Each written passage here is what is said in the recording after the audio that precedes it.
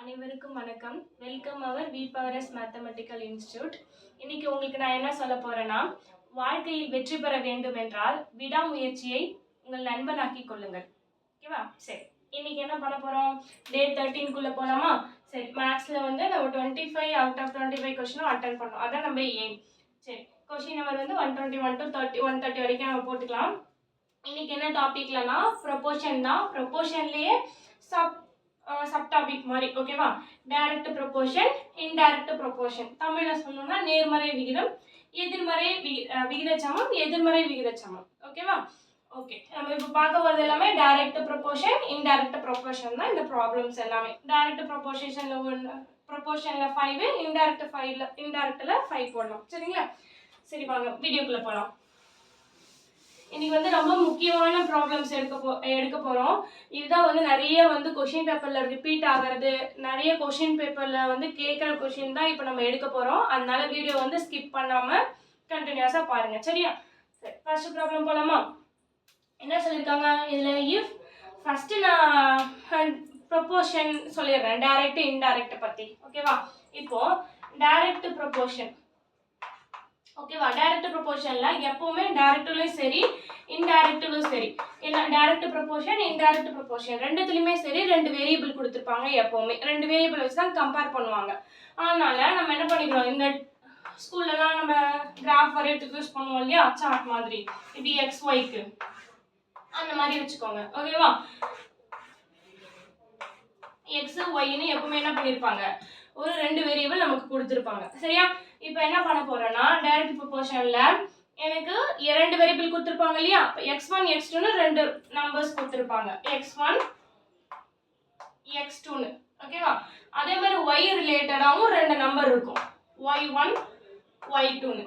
ஓகேவா? அதே சேம் வந்து இதுக்கும் அப்படிதான், x1 x2 y1 y2. அதாவது ரெண்டு வேரியபிள்லயும் xல ரெண்டு நம்பர் இருக்கும், yல ரெண்டு நம்பர் இருக்கும். ஓகேவா? சரி, இல்லைன்னா இதுல எல்லாம் அவங்க கண்டுபிடிக்க சொல்லுவாங்க.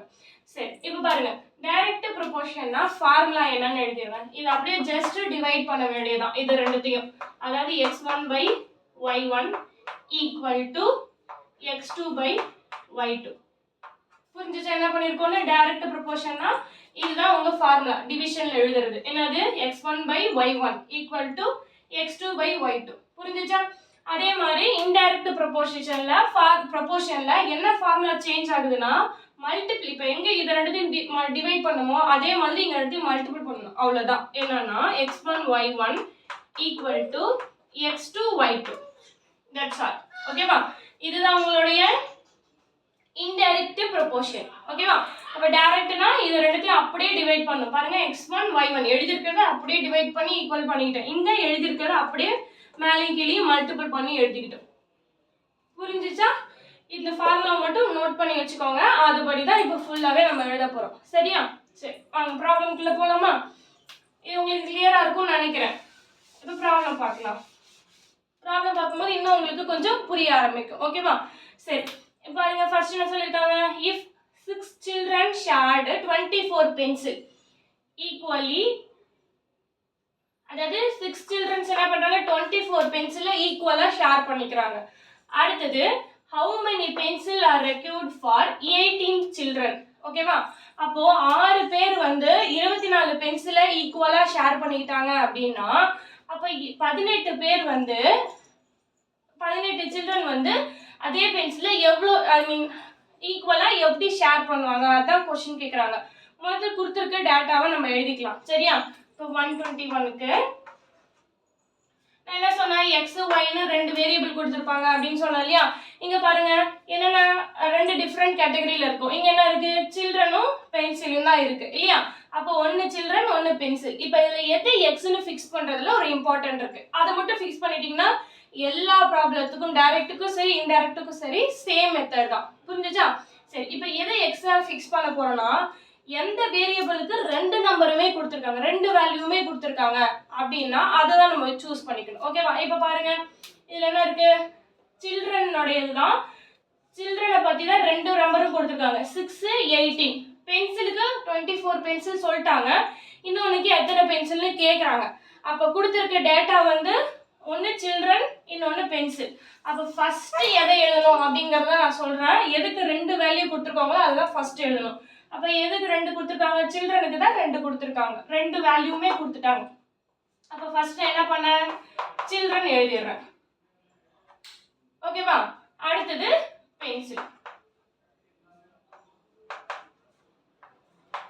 அதாவது இது எக்ஸ் இது ஒய் அந்த கான்செப்ட் தான். சரியா? சரி, இப்போ எக்ஸ்ல பாருங்க என்ன கொடுத்துருக்காங்க? ஃபர்ஸ்ட் 6 கொடுத்துருக்காங்க, அடுத்தது 18 கொடுத்துருக்காங்க. சரியா? அடுத்தது பென்சில் பாருங்க. பென்சில் என்ன சொல்லிருக்காங்க? ஃபர்ஸ்ட் 24 பென்சில், இங்க 18 இருக்கும்போது எத்தனை பென்சில் கிடைக்கும் அதுதான் क्वेश्चन. ஓகே, இப்போ கொடுத்திருக்க டேட்டாவை நம்ம கிளியரா எழுதிட்டோம். என்னது? 6 பேருக்கு 24 பென்சிலை ஈக்குவலா ஷேர் பண்றாங்கன்னா 18 பேருக்கு எத்தனை பென்சில் வரும் அப்படிங்கிறது. இப்போ இது டைரக்டா இன்டைரக்டா அப்படின்னு கண்டுபிடிக்கிறதுல தான் ட்விஸ்ட் இருக்கு. இப்போ டைரக்ட்னா என்ன அர்த்தம்னா x இது x1 இது x1 இது x2 இல்லையா? ஓகே, இங்க பாருங்க இதுல என்ன கொடுத்திருக்காங்க? டைரக்ட் இன்டைரக்ட் எப்படி வந்து நம்ம கண்டுபிடிக்கிறது அதுதான் நம்மளோட மேஜர் क्वेश्चन. கண்டுபிடிச்சா ஈஸி இல்லையா? ஃபார்முலா அப்ளை பண்ணிக்கலாம். இப்போ எந்த ஃபார்முலா அப்ளை பண்ணனும் தேவைப்படுது இல்லையா? சரி, இப்போ பாருங்க நான் சொல்றேன். டைரக்ட் இன்டைரக்ட்க்கு ஓகேவா? டைரக்ட் ப்ரொபோர்ஷன்னா இப்போ x உடைய வேல்யூஸ் இருக்கு இல்லையா? அதெல்லாம் இன்கிரீஸ் ஆகும்போது இது இன்கிரீஸ்க்கான சிம்பிள். ஓகேவா? இன்கிரீஸ் ஆகும்போது y யும் as well as இன்கிரீஸ் ஆகும். சப்போஸ் டிக்ரீஸ் ஆனிச்சுனா y யும் டிக்ரீஸ் ஆகும். இது ரெண்டுமே எப்பவுமே ஈக்குவலா இருந்தா எனக்கு வந்து இம்பாக்ட் கொடுக்கும். ஓகேவா? எப்படி x இன்கிரீஸ் ஆகும்போது y யும் இன்கிரீஸ் ஆகும், x டிக்ரீஸ் ஆகும்போது y யும் டிக்ரீஸ் ஆகும். நம்ம ஃப்ரெண்ட்ஸ் மாதிரி நம்ம சோகமா இருக்கும்போது நம்ம ஃப்ரெண்ட்ஸும் இதுவா இருப்பாங்க, நம்ம வந்து ஹாப்பியா இருக்கும்போது நம்ம ஃப்ரெண்ட்ஸும் ஹாப்பியா இருப்பாங்களா? அது நம்ம ஃப்ரெண்ட் மாதிரி நம்ம என்ன பண்றோமோ அது அப்படியே பிரதிபலிக்கும். அதுதான் இங்க எக்ஸும் ஒய்யும். சரியா? அப்போ எக்ஸ் இன்க்ரீஸ் ஆகும்போது ஒய்யும் இன்க்ரீஸ் ஆனிச்சு, எக்ஸ் டிக்ரீஸ் ஆகும்போது ஒய்யும் டிக்ரீஸ் ஆகுது அப்படின்னா என்ன அர்த்தம்? டைரக்ட் ப்ரொபோர்ஷன் அர்த்தம். அதுவே இன்டைரக்ட் ப்ரொபோர்ஷன்னா எக்ஸ் இன்க்ரீஸ் ஆகும்போது ஒய் உங்களுக்கு என்ன ஆகும்? டிக்ரீஸ் ஆகும். ஓகேவா? x ஓட வேல்யூ டிக்ரீஸ் ஆகும்போது y ஓட வேல்யூ இன்கிரீஸ் ஆகும். அப்படியே ஆப்போசிட்டா இருக்கும். சரியா? x என்ன வேல்யூ கொடுக்குதோ என்ன மாதிரி இம்பாக்ட்டா இருக்கோ இதுவும் என்னது ஆப்போசிட்டா இருக்கும். x ஹாப்பியா இருந்துச்சுன்னா y வந்து டவுனா இருக்கும். இல்ல y வந்து டவுனா இருந்தாங்கன்னா சாரி x டவுனா இருந்தாங்கன்னா y ஹாப்பியா இருப்பாங்க. அந்த மாதிரி தான் டைரக்ட் இன்டைரக்ட். ஓகேவா? டைரக்ட் இன்டைரக்ட் புரிஞ்சிருச்சா? டைரக்ட்னா இவங்க எப்படி இருப்பாங்களோ அதே மாதிரி இருப்பாங்க, நம்ம ஃப்ரெண்ட்ஸ் மாதிரி. ஓகேவா? நம்ம ஹாப்பியா இருந்தா அவங்களும் ஹாப்பியா இருப்பாங்க இல்லையா? அந்த மாதிரி. இன்டைரக்ட்னா இவங்க ஹாப்பியா இருந்தாங்கன்னா இவங்க கொஞ்சம் டவுனா இருப்பாங்க, இவங்க டவுனா இருந்தாங்கன்னா இவங்க ஹாப்பியா இருப்பாங்க. சரியா? இப்போ பாருங்க क्वेश्चनல பாருங்க என்ன சொல்லிருக்காங்க? சில்ட்ரன் வந்து 6 சில்ட்ரன்ஸ் இருக்காங்களா? அவங்களுக்கு 24 பென்சிலை ஈக்குவலா பிரிச்சு கொடுத்திருக்காங்க. அப்போ 18 சில்ட்ரனுக்கு எவ்வளவு பென்சில் தேவைப்படும்? இப்போ பாருங்க 6 பேருக்கு 24 பென்சில்னா 18 பேருக்கு எத்தனை பென்சில் இருக்கும் அப்படின்னா கண்டிப்பா பென்சிலும் இன்க்ரீஸ் தானே ஆகும். 6 பேருக்கு 24 பென்சில் கொடுத்துட்டாங்க. அப்போ 18 பேர் இருக்காங்க. அப்போ இன்னும் நிறைய பென்சில் தான் அவங்களுக்கு கொடுக்க தேவைப்படும். அப்போ பாருங்க x ஓட வேல்யூ எப்படி இருக்கு? இன்க்ரீஸ் ஆயிருக்கா? 6ல இருந்து 18க்கு போயிருக்கு, இன்க்ரீஸ் ஆயிருக்கு. அப்போ y ஓட வேல்யூ என்ன ஆகும்? அதுவும் இன்க்ரீஸ் தானே ஆகும். ஏன்னா இங்க 24 பென்சில்னா இங்க 24 விட கண்டிப்பா அதிகமான பென்சில் தான் தேவைப்படும் 18 பேருக்கு. 6 பேருக்கு 24 பென்சில்னா 18 பேருக்கு இன்னும் அதிகமான பென்சில் தான் தேவைப்படும். அப்போ 24 விட இங்க அதிகமான நம்பர் தான் வரப்போகுது. அப்போ என்னது? இதுவும் இன்க்ரீஸ் ஆகுது. அப்போ x இன்க்ரீஸ் ஆகும்போது y-யும் இன்க்ரீஸ் ஆகுது. அப்போ நம்ம ஃப்ரெண்ட் மாதிரி. அப்போ டைரக்ட் ப்ரொபோர்ஷன். ஓகேவா? இப்போ டைரக்ட் ப்ரொபோர்ஷன் ஃபார்முலா யூஸ் பண்ணிக்கலாமா? ஃபர்ஸ்ட் வந்து அந்த ப்ராப்ளம் புரிஞ்சுக்கிறதுக்கும் அது என்ன ப்ரொபோர்ஷன் அப்படிங்கறத அண்டர்ஸ்டாண்ட் பண்ணிக்கிறதுக்கும் தான் டைம் எடுக்கும். மற்றபடி ப்ராப்ளம்ஸ் எல்லாம் ஈஸி. சரியா? சரி, அதை மட்டும் நீங்க கரெக்டா கண்டுபிடிச்சிட்டீங்கன்னா போதும். இப்போ பாருங்க, இப்போ நான் இதுக்கு என்ன சொன்னேன்? இது வந்து டைரக்ட் ப்ரொபோர்ஷன்ல வருதா? அப்போ இதுக்கு ஃபார்முலா என்ன? ஜஸ்ட் இதை அப்படியே டிவைட் பண்ற மாதிரி தானே சொன்னேன். அப்போ இதை வந்து டிவைட் பண்ணா 6/24 ஈக்குவல் டு 18 இது என்னது? y2 வேல்யூ தானே? y2. அதாவது இது x1 இது x2 இது y1 இது y2. அப்போ y2 தான் நமக்கு தெரியாது, அதுதான் கண்டுபிடிக்க போறோம். சரி, கண்டுபிடிக்கிறது எப்பவுமே நியூமரேட்டர்ல இருக்கணும் இல்லையா? அப்போ இது நியூமரேட்டருக்கு கொண்டு வந்துடலாமா? இது இங்க இருந்து இங்க டிவைட் இருந்தா இந்த பக்கம் வந்தா மல்டிப்ளிகேஷன்ல இருக்கும். அப்போ y2 ஈக்குவல் டு இங்க என்ன இருக்கு? 18 நியூமரேட்டர்ல இருக்கு, அப்படியே வச்சாச்சு. இது நமக்கு தேவையில்லை இல்லையா? இது அந்த பக்கம் கொண்டு போயிடலாமா? இது அந்த பக்கம் கொண்டு போனா டினாமினேட்டர்ல இருக்கிறது நியூமரேட்டருக்கு போகும், நியூமரேட்டர்ல இருக்கிறது டினாமினேட்டருக்கு வரும். அப்ப இது எப்படி எழுதலாம்? 24/6. ஓகேவா? இப்போ நம்ம டிவைட் பண்ணிக்கலாமா? என்னது 6 3s are 18. இப்போ 24 into 3 என்ன வரும்? இது 12, பேலன்ஸ் 1, 6, 1 72. அப்போ y2 உடைய வேல்யூ என்னது? 72. ஆன்சர் பாருங்க, இந்த B ஆப்ஷன் தான் கரெக்ட். புரிஞ்சுச்சா? பாருங்க, இது எந்த ப்ராப்ளம்னு கண்டுபிடிச்சிட்டா ரொம்ப சிம்பிள் ஆன்சர் கண்டுபிடிக்கிறது இல்லையா? ஒரே ஃபார்முலா டைரக்டா போட்டு y2 வேல்யூ என்ன, ரொம்ப சின்ன கிளாஸ் ப்ராப்ளம் இது. ஆனா நம்ம என்ன பண்ணோம், அண்டர்ஸ்டாண்ட் பண்ணிக்கணும் क्वेश्चन, அது டைரக்டா இன்டைரக்டா கண்டுபிடிச்சு ஃபார்முலா அப்ளை பண்ணா போதும். சரியா? சரி, நெக்ஸ்ட் ப்ராப்ளம் பார்க்கலாமா? இதே மாதிரி. சரி, அது டைரக்டா இன்டைரக்டா கண்டுபிடிச்சு சொல்லுங்க பாப்போம். வீடியோவை பாஸ் பண்ணிட்டு அது டைரக்டா இன்டைரக்டா அப்படினு பாருங்க, அப்புறம் நான் போடும்போது வெரிஃபை பண்ணிக்கோங்க. சரியா? சரி, இப்போ பாருங்க அடுத்த question. 5 chart paper together weight 50 gram. ஓகேவா? 5 சார்ட் பேப்பருக்கு வந்து எவ்வளவு கிராம் இருக்கு? 50 கிராம் இருக்கு. அடுத்தது how many of the same type will be there in a pack of 2.5 kg. ஓகேவா? அப்ப என்ன கேக்குறாங்க, 5 சார்ட் பேப்பர் நான் ப்ரிப்பேர் பண்றதுக்கு 50 கிராம், அதாவது 5 சார்ட் பேப்பர் வந்து எனக்கு 50 கிராம் இருக்கு. அடுத்தனா எனக்கு 2.5 கிலோ இருக்கிற சார்ட் பேப்பர் எவ்வளவு ஆகும் கேக்குறாங்க. இப்போ ரெண்டு வேரியபிள் இருக்கு. என்னென்ன வேரியபிள் இருக்கு? ஒன்னு சார்ட் பேப்பர், இன்னொன்னு weight. ஓகேவா? இப்போ இதுல எது x ன்னு ஃபிக்ஸ் பண்ணனும் இல்லையா?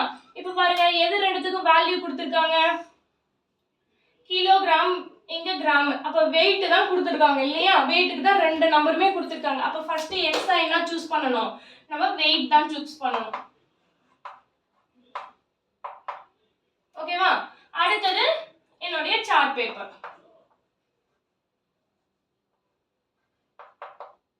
சரி, weight என்னென்ன கொடுத்திருக்காங்க? 50 கிராம்.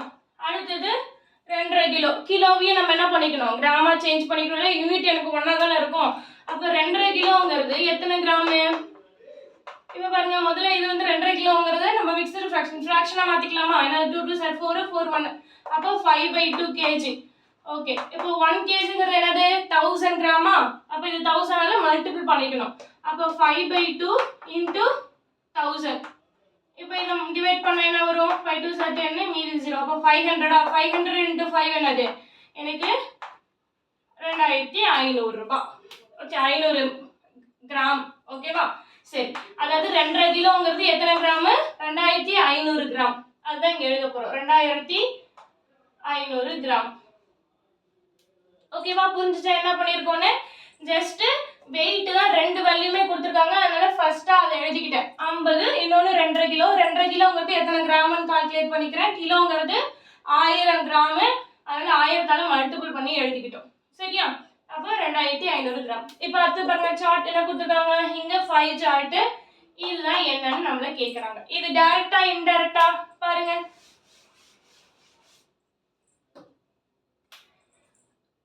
ஓகே, 50 அதாவது 5 சார்ட் வந்து எனக்கு என்ன சொல்லிருக்காங்க?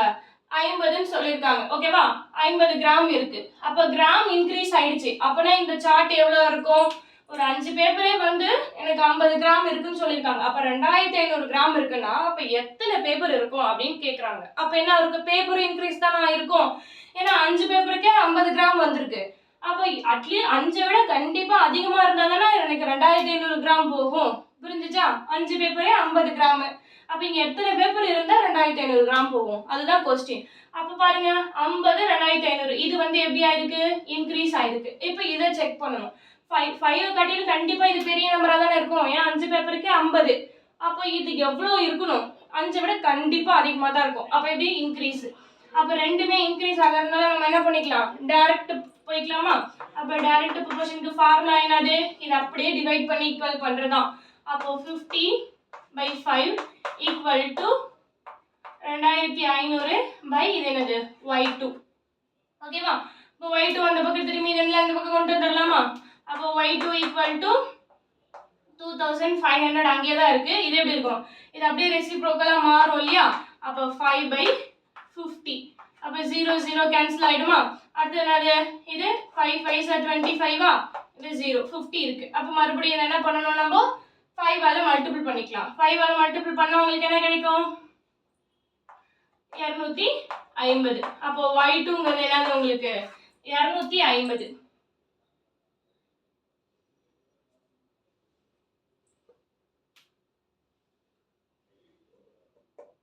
பாருங்க நம்ம என்ன மிஸ்டேக் பண்ணிருக்கோம். இங்க 50 இது வந்து 2500 இங்க 5 சார்ட் தான் இருக்கு. அப்போ y2 எடுத்துட்டு அந்த பக்கம் கொண்டு போயிடுறோம். இது 50 ஆல டிவைட் பண்ணா ஒரு 0 கேன்சல் ஆயிடும். இது பாருங்க 5 5s are 25. இங்க ஆல்ரெடி ஒரு 0 இருக்கு இல்லையா? அப்போ மல்டிபிள் பண்ணா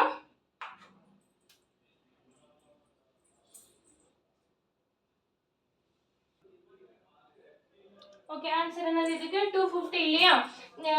ஆப்ஷன் மாத்திக்கோங்க. இது வந்து என்னது 250 தான் உங்களுடைய ஆன்சர். சரி நெக்ஸ்ட் ப்ராப்ளம் பார்க்கலாமா? 123.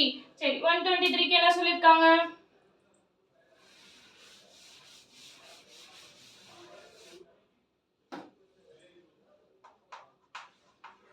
ஓகே 123 பாருங்க.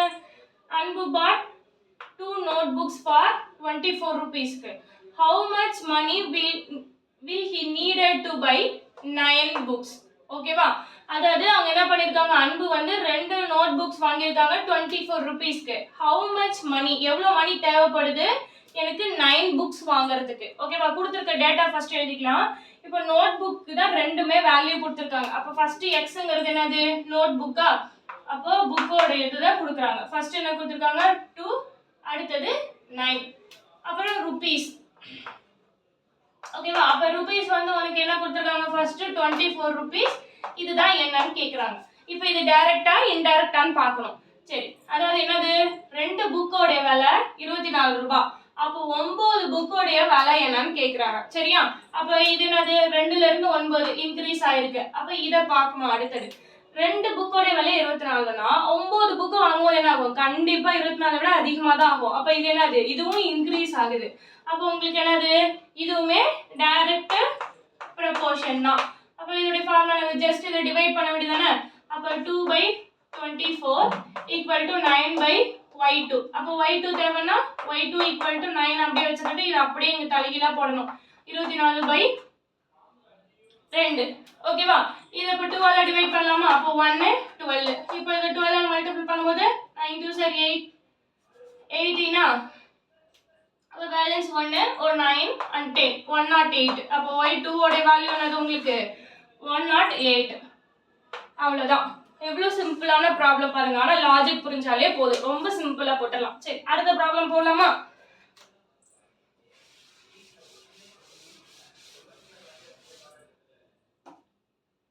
ஓகே 124 பாருங்க. A car travels 90 km in 2 hours 30 minutes. How much time required to cover 210 km? அது 210 km. ஓகேவா? சரி இப்போ என்ன கேக்குறாங்க, ஒரு கார் வந்து 90 கிலோமீட்டர் வந்து எவ்வளவு நேரம் டிராவல் பண்றதுக்கு எவ்வளவு நேரம் எடுத்துக்குது? 2 hours 30 minutesல 2 hours 30 minutesல அதாவது 2.5 மணி நேரத்துல வந்து உங்களுக்கு 90 கிலோமீட்டர் போகுது. அப்படின்னா 210 கிலோமீட்டர் போகணும்னா எவ்வளவு நேரம் எடுத்திருக்கும்? அதுதான் क्वेश्चन. இப்போ கொடுத்திருக்க டேட்டாவை எது x y ன்னு ஃபிக்ஸ் பண்ணிக்கலாமா? பாருங்க கிலோமீட்டர் தான் ரெண்டுமே கொடுத்திருக்காங்க. அப்ப ஃபர்ஸ்ட் என்னது டிஸ்டன்ஸ் தான் கொடுத்திருக்காங்க. டிஸ்டன்ஸ் எவ்வளவு கொடுத்திருக்காங்க 90 கிலோமீட்டர் 210 கிலோமீட்டர்ஸ். ஓகேவா? அடுத்து என்னது ஹவர்ஸ். மினிட்ஸ் தான் மாத்திக்குவோம் இல்லையா? மினிட்ஸ். பாருங்க 2 hours 30 minutes கொடுத்துட்டாங்க. 2 hours 30 minutesனா பஸ் எல்லாத்தையும் மினிட்ஸா மாத்திக்கணும் இல்லையா? 2 hours 30 minutes. 2 hoursங்கிறது எத்தனை மினிட்ஸ்? 2 × 60 பண்ணனும் இல்லையா?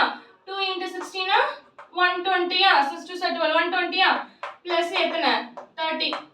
இங்க 30 minutes அப்படியே கொண்டு வந்திருக்கோம். 2 hours மட்டும் தான் இப்படி பிரிச்சு எழுதிருக்கோம். அப்ப என்னது டோட்டலா உங்களுக்கு 150 minutes. 230 னா என்னது 150 minutes. அப்போ உங்களுக்கு எத்தனை கொடுத்திருக்காங்க? இங்க 150 minutes ஆயிருக்கு. இங்க பாருங்க உங்களுக்கு 90 கிலோமீட்டருக்கு போகிறதுக்கு 150 minutes ஆயிருக்கு அப்படின்னா 210 கிலோமீட்டர் போகணும்னா கண்டிப்பா இன்னும் மினிட்ஸ் அதிகமா தானே ஆகும். ஓகேவா? அப்ப என்ன இதுவும் இன்கிரீஸ் ஆகுது இதுவும் இன்க்ரீஸ் ஆகுது. புரிஞ்சுச்சா? 9லேருந்து 210 அதிகமான நம்பர் தானே. ஆனால் மினிட்ஸும் கண்டிப்பாக அதிகமாகும். ஏன்னா டிஸ்டன்ஸ் போக போக எனக்கு ட்ராவல் டைமும் அதிகமாகும் இல்லையா? அப்போ இது என்னன்னு கேட்குறாங்க. இப்போ ஃபார்முலா இது டைரக்ட் ப்ரொபோர்ஷன் தான். Formula 90/150 equal to 210 by y2. ஓகேவா?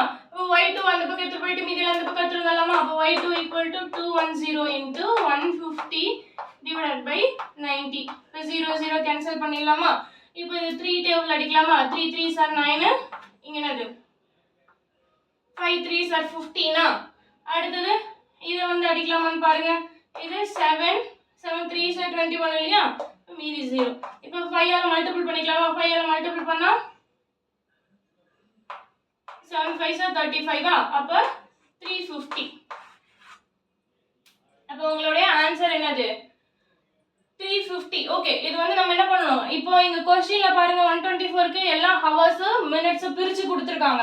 அப்ப 350 மினிட்ஸ் வந்து உங்களுக்கு எத்தனை ஹவர் வருது அப்படிங்கறத பார்க்கணும். ஓகேவா? சரி 60 உங்களுக்கு 300 எவ்வளவு வரும்? 300 வந்து 5 ஹவர்ஸா? இது 60 ஆல போட்டீங்கன்னா உங்களுக்கு என்ன வரும்? 5 தானே கிடைக்கும். அப்போ ஃபர்ஸ்ட் என்னது? 5 ஹவர்ஸ். ரிமைனிங் எவ்வளோ? 50 மினிட்ஸ். புரிஞ்சுச்சா? 350 மினிட்ஸ் எப்படின்னு சொல்லியிருக்கோம். இப்போ நம்ம ஒரு 6 ஹவர்ஸ் 5 ஹவர்ஸ் எடுத்துக்கிட்டா உங்களுக்கு 300 மினிட்ஸ் வந்துடும் இல்லையா? 5 ஹவர்ஸ். ஏன்னா 5 into 60 பண்ணி பாருங்க எவ்வளோ வருது உங்களுக்கு? 0 300 மினிட்ஸ் வந்துருச்சு. ரிமைனிங் என்னது? 50 மினிட்ஸ் தான் இருக்கு. அதனால 5 ஹவர்ஸ் 50 மினிட்ஸ். புரிஞ்சுச்சா? அப்போ 350ங்கிறது 5 ஹவர்ஸ் 50 மினிட்ஸ். உங்க ஆன்சர் என்ன? இதுதான் உங்களுடைய ஆன்சர். புரிஞ்சுச்சா? இது 350 மினிட்ஸ்னு டைரக்டா கொடுத்தனால நீங்க அப்படியே அப்ளை பண்ணிருக்கலாம். இங்க 5 ஹவர்ஸ் 50 மினிட்ஸா கன்வர்ட் பண்ணி, ஏன்னா இங்க எல்லாமே ஹவர் மினிட்ஸா இருக்கு, அதனால அதை கன்வர்ட் பண்ணி இங்க பண்ணிக்கிட்டோம். சரியா? சரி, அடுத்து பாருங்க 125.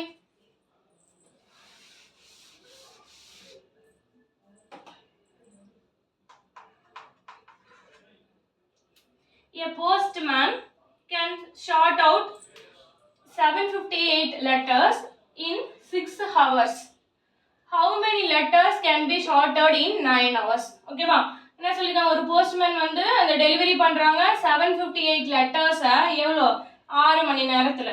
அப்படின்னா எனக்கு 9 மணி நேரத்தில் எத்தனை லெட்டர் டெலிவரி பண்ணியிருப்பாங்க? அதுதான் கொஸ்டின். சரி, இப்போ எதுக்கு ரெண்டுத்துக்கு வேல்யூ கொடுத்துருக்காங்க? ஹவர்ஸ்க்கு தான் ரெண்டுமே நம்பர் இருக்கு இல்லையா? அப்போ ஃபர்ஸ்ட் ஹவர் தான் உங்களுடைய எக்ஸ். ஃபர்ஸ்ட் என்னது? 6 9. அடுத்தது என்னது? லெட்டர்ஸ். இன்னொரு வேரியபிள் லெட்டர்ல பாருங்க. ஃபர்ஸ்ட் என்ன கொடுத்துருக்காங்க? 6 ஹவர்ஸ்க்கு 758 லெட்டர்ஸ் கொடுத்துட்டாங்க. அப்ப 9 ஹவர்ஸ்க்கு எவ்வளோன்னு கேட்குறாங்க இல்லையா? இது 6 to 9 வந்து இன்க்ரீஸ் ஆயிருக்கு.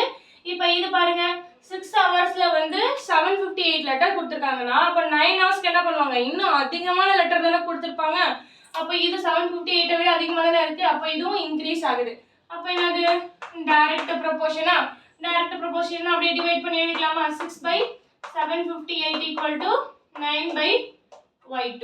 ஓகேப்பா? அப்போ y2 வரணும்னா என்ன பண்ணிக்கணும்? இது அந்த பக்கம் எடுத்துட்டு போயிட்டு இதெல்லாம் அந்த பக்கம் எடுத்துடலாமா? அப்போ y2 equal to 9 into 758/6. இப்போ என்ன பண்ணிக்கலாம்? இது 3 டேபிள்ல கேன்சல் பண்ணிக்கலாமா?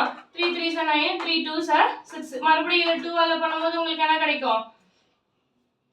3 2s are 6, பேலன்ஸ் 1 வருமா? அப்போ 7 2s are 14. பேலன்ஸ் 1 வருமா? அப்போ 9 2s are 18. இப்போ 3யும் 3 7 9யும் மல்டிபிள் பண்ணா போதும். 3யும் 3 7 9 மல்டிபிள் பண்ணா உங்களுக்கு என்ன கிடைக்கும்? 7 0 1 1. அப்போ வேல்யூ என்னது? y2ங்கிறது 1107. ஓகேவா? அப்போ எவ்வளவு லெட்டர்ஸ் அவர் வந்து 9 ஹவர்ஸ்ல டெலிவரி பண்ணிருப்பாங்க? 1107 லெட்டர்ஸ் அவங்க டெலிவரி பண்ணிருப்பாங்க. ஓகே, புரிஞ்சுச்சா உங்களுக்கு இந்த problem? Next set of problems பார்க்கலாமா?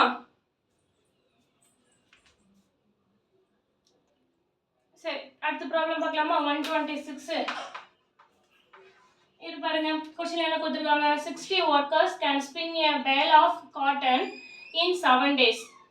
How many days will 42 workers spin it? ஓகேவா? அப்போ ஒரு காட்டனை வந்து ரோல் பண்றாங்க, ஸ்பின் பண்றாங்க. எவ்வளோன்னா 60 ஒர்க்கர்ஸ் வந்து அந்த ஒர்க்கை பார்க்குறாங்க. ஓகேவா? எவ்வளோ நாள்ல? 7 டேஸ்ல. அதே மாதிரி how many days எவ்வளோ நாள் எடுத்துக்கிறாங்க 42 worker the same வந்து ஒர்க்கை பண்ணுறதுக்கு. ஓகேவா, புரிஞ்சுச்சா? அதாவது 60 பேர் வந்து ஒரு ஒர்க்கை பண்ணுறாங்க, அந்த காட்டனை ரோல் பண்ணுற ஒர்க் பண்ணுறாங்க. எப்போ 7 டேஸ்க்கு. ஓகேவா, இப்போ அதுவே 42 ஒர்க்கர்ஸ் பண்ணாங்கன்னா அதே சேம் ஒர்க்கு தான், எத்தனை நாள் ஆகும்னு கேட்குறாங்க. வேலை என்னமோ ஒன்று தான். இப்போ எப்படி சொல்கிறது, ஒரு 10 ரோல் தான் உருட்டுறாங்கன்னு வச்சுக்கோங்க. 10 ரோலை 60 பேர் 7 நாளில் பண்ணியிருக்காங்க. அதே 10 ரோலை 42 பேர் பண்ணுறாங்க அப்படின்னா எவ்வளோ நாள் ஆகும் அப்படின்னு கேட்குறாங்க. 60 பேர்லேருந்து 42 ஆயிருக்காங்க இல்லையா? சரி, நான் வந்து ஃபர்ஸ்ட் அந்த டீட்டெயில்டாக வேரியபிள் என்னென்னு எழுதலாமா? இப்போ பாருங்க, ஒர்க்கர்ஸும் டேஸும் தான் வேரியபிள். எக்ஸ் என்ன ஃபிக்ஸ் பண்ணி போறீங்க? ஒர்க்கர் தான் 2 வேலையும் கொடுத்துருக்காங்க. அப்போ ஒர்க்கர் தான் வந்து எக்ஸ். என்னென்ன கொடுத்துருக்காங்க? 60, 42. அடுத்தது என்னது? டேஸ்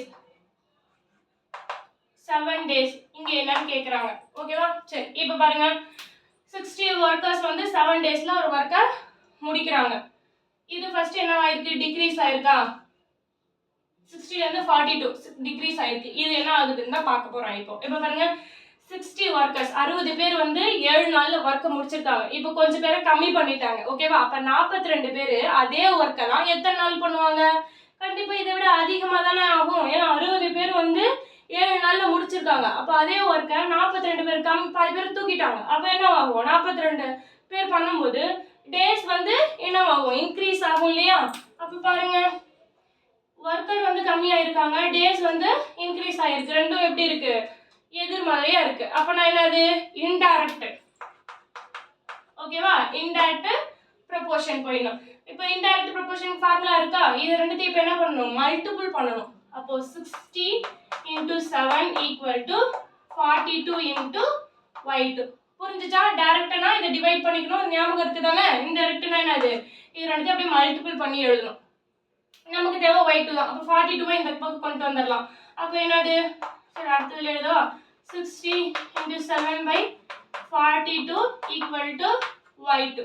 ஓகேவா, இப்போ இதை கேன்சல் பண்ணலாமா? 2 ஆல பண்ணலாமா? 2 ஆல பண்ணா உங்களுக்கு என்ன வரும்? 1. இதை 2 ஆல பண்ணும்போது 30. இது என்ன பண்ணலாம்? மறுபடியும் 3 ஆல பண்ணலாமா? இது பண்ணும்போது 10. அப்போ y2ங்கிறது உங்களுக்கு என்னது? Just 10.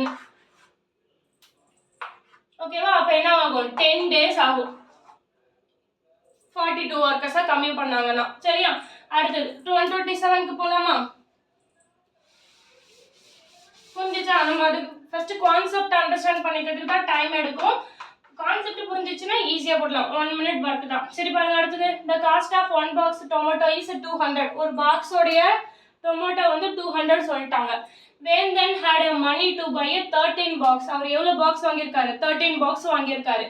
If a cost of box is increased to 260, அதாவது ஒரு பாக்ஸோட விலை 200 இருந்தது, இப்போ என்ன ஆயிருக்கு? அது வந்து 260 மாறி இருக்கு. அதாவது இன்க்ரீஸ் ஆயிருக்கு. அந்த பாக்ஸோட ரேட் வந்து இப்போ கோல்டு இன்க்ரீஸ் ஆயிட்டே போயிட்டு இருக்குல்ல, அந்த மாதிரி இந்த பாக்ஸோட ரேட் என்ன ஆயிருக்கு? 200லேருந்து 260 இன்க்ரீஸ் ஆயிருக்கு. அப்படி இன்க்ரீஸ் ஆனிச்சுன்னா அவங்க எவ்வளோ பாக்ஸ் வாங்குவாரு? அதுதான் நம்ம கொஸ்டின். சரியா, இப்போ என்ன பண்றோம்? ஃபர்ஸ்ட் என்னென்ன வேல்யூ கொடுத்துருக்காங்களோ அதை எழுதிக்கோங்க. ரெண்டு வேரியபிள் என்னது? அமௌண்ட் தானே, 200, 260. இதுதான் அமௌண்ட். அடுத்தது என்னது? பாக்ஸ் தான் வந்து உங்களுக்கு அடுத்த வேரியபிள். அப்போ ஃபர்ஸ்ட் என்ன எழுதிக்கலாம்? ருபீஸ் எழுதிக்கலாமா? ருபீஸ்ல பார்த்தீங்கன்னா ஃபர்ஸ்ட் 200 இருந்திருக்கு, அப்புறம் என்னவா இருக்கு? 260 இன்க்ரீஸ் ஆயிருக்கு. சரியா, அடுத்தது அப்படி இருந்தா பாக்ஸோட ரேட் தான் கேட்குறாங்க. ஃபர்ஸ்ட் எவ்வளோ பாக்ஸ் வாங்கியிருக்காரு? 13 பாக்ஸ் வாங்கியிருக்காரா? 13 பாக்ஸ் வாங்கிட்டு 260 அமௌண்ட்டுக்கு எவ்வளோ பாக்ஸ் வாங்குவாங்க? அதுதான் கொஸ்டின். சரியா, இப்போ பாருங்க, எனக்கு 200 வந்து ருபீஸ்க்கு 13 பாக்ஸ் வாங்கியிருக்காரு. இப்போ என்ன ஆயிருக்கு? அதுவே அமௌண்ட் வந்து இன்க்ரீஸ் ஆயிடுச்சு. 260 வந்து என்ன ஆயிட்டு? 200 அமௌண்ட் வந்து 260க்கு போயிடுச்சு. அப்போ தங்கம் விலை அதிகமாகிட்டே இருந்ததுன்னா உங்களுடைய பாக்ஸை வந்து கம்மியாகுதுனால 13 பாக்ஸாக வாங்க முடியும். அதோட கம்மியான பாக்ஸ் தானே வாங்க முடியும். புரியுதா? இப்போ வந்து ஒரு 8 கிராம் கோல்டு வந்து உங்களுக்கு 70,000 இருக்கு.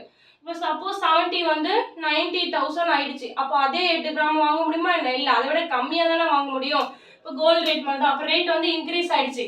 அப்போ 200க்கு நீ 13 பாக்ஸ் வாங்கியிருந்தனா இப்பயும் போய் நான் அப்படியே வந்து வாங்குவேன். இப்போ 50,000 கோல்டு இருக்கும்போது 8 கிராம் வாங்கியிருக்காங்கன்னு வச்சுக்கோங்க. இப்போ 70,000 வந்ததுக்கப்புறம் அதே 8 கிராம் வாங்க முடியுமா என்ன? வாங்க முடியாது இல்லையா? அதை விட கம்மியாக தானே ஆகும்.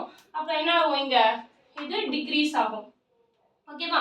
சரி, அப்போ ஃபார்முலாவுக்கு போயிடலாமா? அப்போ டைரக்ட் ப்ரொபோர்ஷன் இது எடுத்து மல்டிபிள் பண்ணிக்கலாம். 200 into 13 260 into y2. ஓகேவா? அப்போ y2 ஓட வேல்யூனா இந்த பக்கம் கொண்டு வந்துடலாமா? அப்போ 200 into 13 by 260 equal to y2. 0 0 cancel பண்ணிடலாமா? அடுத்தது 13 into 2 வந்து உங்களுக்கு 26. இப்போ இதை 2ஆல் கேன்சல் பண்ணால் 10. அப்போ y2 என்னது? இந்த ப்ராப்ளத்துக்கு உங்களுக்கு 10 தான். அப்போ எவ்வளோ இருக்கும்? 10 பாக்ஸ் தான் வாங்கியிருக்க முடியும். 260 அமௌண்ட் இன்க்ரீஸ் ஆகிருந்துச்சுன்னா. ஓகேவா? அப்போ ஆன்சர் என்னது? 10. நெக்ஸ்ட் ப்ராப்ளம் பார்க்கலாமா?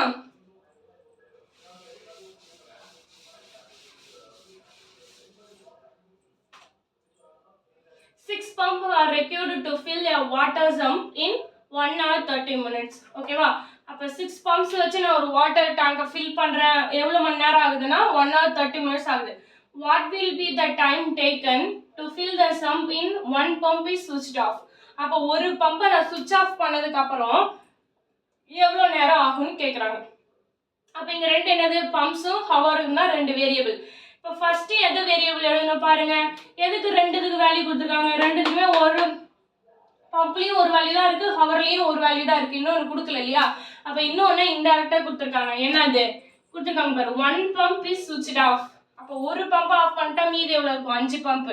அப்போ இப்போ என்னதான் கொடுத்துருக்காங்க? பம்ப்ஸோடைய நம்பர் தான் ரெண்டுமே கொடுத்துருக்காங்க. அப்போ ஃபர்ஸ்ட் நம்மளுடைய எக்ஸ் வேரியபிள் இங்கே என்னது?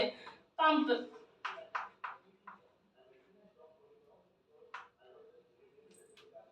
ஓகேவா?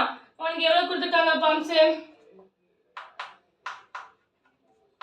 ஃபர்ஸ்ட் 6 பம்ப் இருக்கு, அதுல ஒரு பம்பை சுவிட்ச் ஆஃப் பண்ணிட்டாங்க, அதனால 5 பம்ப்ஸ். இது வந்து எப்படியா இருக்கு? டிக்ரீஸ் ஆயிருக்கு இல்லையா?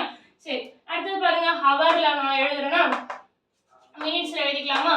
சரி, மினிட்ஸ்ல எழுதுனா என்ன வரும்? இங்க 1 hour 30 minutes. 1 hour 30 minutes மினிட்ஸா convert பண்ணுங்க பாப்போம். 1 hourனா என்னது? 60 மினிட்ஸா?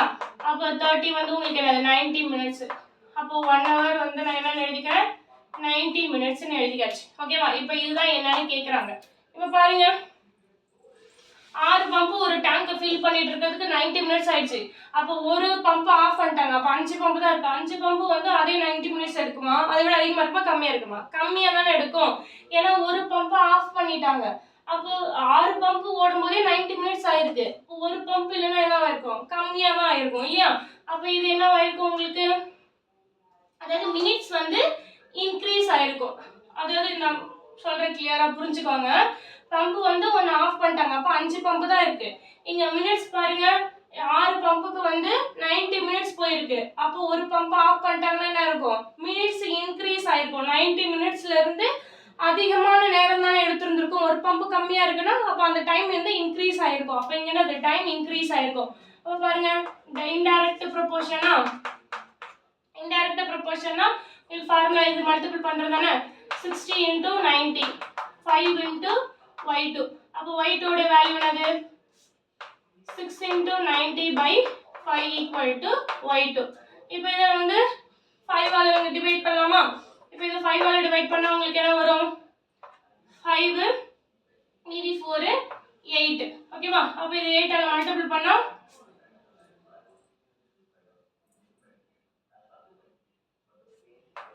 மீதி 4 6 108. அப்போ y2 உடைய வேல்யூ என்னது உங்களுக்கு? 108.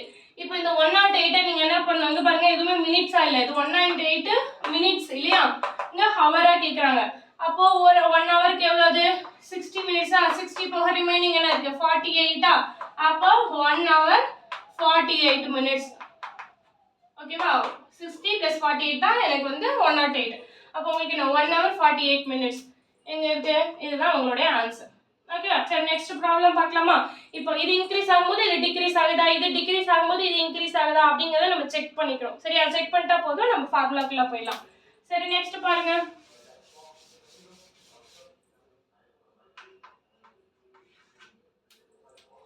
A toy company requires 36 minutes machine to produce a car toys in 54 days.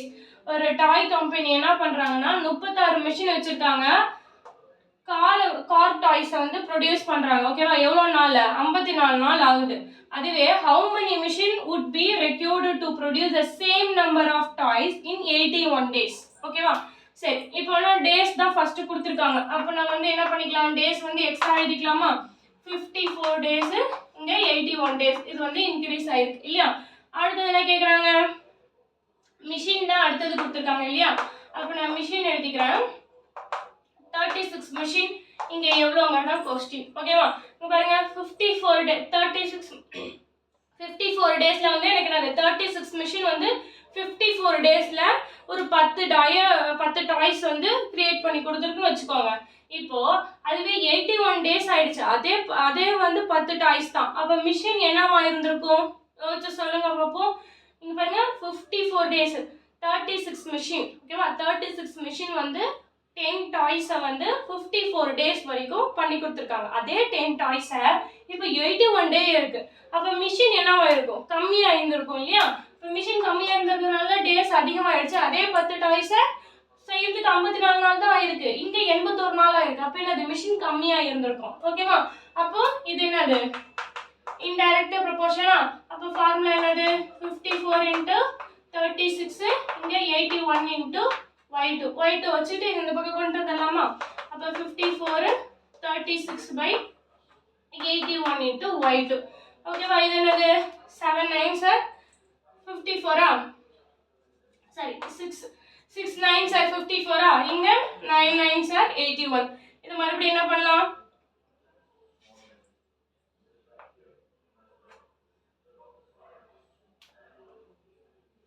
இத அடிக்கலாமா?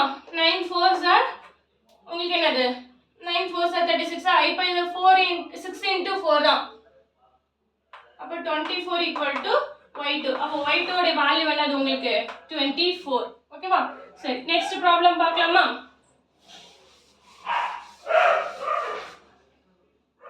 இந்த ப்ராப்ளம்னா அடிக்கடி வந்து உங்களுக்கு டிஎன்பிஎஸ்சில கேட்குற question. 6 men complete a work in 12 days. 6 பேர் என்ன பண்ணிருக்காங்க? ஒர்க்கை வந்து 12 டேஸ்ல கம்ப்ளீட் பண்ணிருக்காங்க. how many days will 12 men complete the same task? ஓகேவா? சரி, முதல்ல என்ன கொடுத்துருக்காங்க? இந்த மென்க்கு தான் வந்து எவ்வளோ கொடுத்துருக்காங்க? உங்களுக்கு 6 12 கொடுத்துருக்காங்க. அப்போ எக்ஸா நம்ம என்ன ஃபிக்ஸ் பண்ணிக்க போகிறோம்? மென் ஃபர்ஸ்ட் வந்து 6 அப்புறம் 12 மெம்பர்ஸ். டேஸ் என்ன ஆயிருக்கு? இது வந்து இன்க்ரீஸ் ஆயிருக்கு இல்லையா? அடுத்தது டேஸ் பாருங்க.